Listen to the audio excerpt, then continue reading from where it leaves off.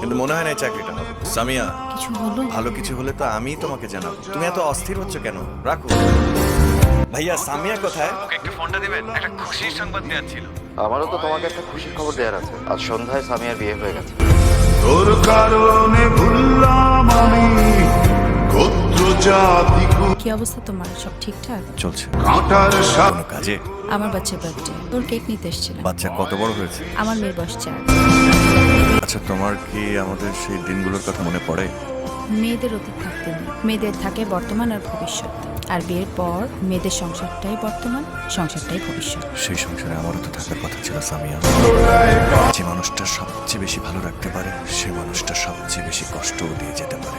এত কিছুর পরেও তোমার কাছে এসে কথা বলছি কেন জানো? কারণ সবকিছুর পরও তুমি আমার প্রথম প্রেম। ছিল রে বন্ধু, ছিল পুরোটাই